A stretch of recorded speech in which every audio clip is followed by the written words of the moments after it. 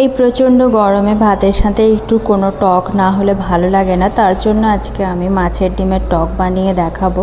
তার জন্য কড়াইতে দিয়ে দিলাম বেশ কিছুটা পরিমাণে রিফাইন তেল আর 100 গ্রাম মাছের ডিম। এখানে অ্যাড করে দেবো লবণ আর হলুদ, দিয়ে ভালো মতো করে ঝুরঝুরি করে মাছের ডিমটাকে ভেজে নেব।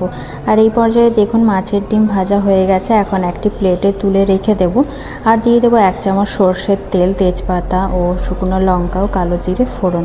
আর সেই সঙ্গে অ্যাড করে দেবো অল্প পরিমাণে হলুদ আর পোস্তর বাটা। পোস্তর বাটা দিয়ে বেশ কিছুক্ষণ কষিয়ে নেওয়ার পরে দিয়ে দেবো আমচুর দুটো, দিয়ে ভালোভাবে কষাতে থাকবো যতক্ষণ না তেল ছেড়ে আসছে। তেল ছেড়ে এলেই এখানে অ্যাড করে দেবো লবণ আর মিষ্টির জন্য বেশ 1 চামচের মতো গুড়, দিয়ে ভালো মতো কষিয়ে নেওয়ার পরে দিয়ে দেবো ভেজে রাখা মাছের ডিম। এবার অল্প পরিমাণ জল দিয়ে বেশ কিছুক্ষণ ফুটিয়ে নামিয়ে নিলেই তৈরি হয়ে যাবে মাছের ডিমের টক। ভাতের সাথে খুব ভালোভাবে এনজয় করুন। ধন্যবাদ।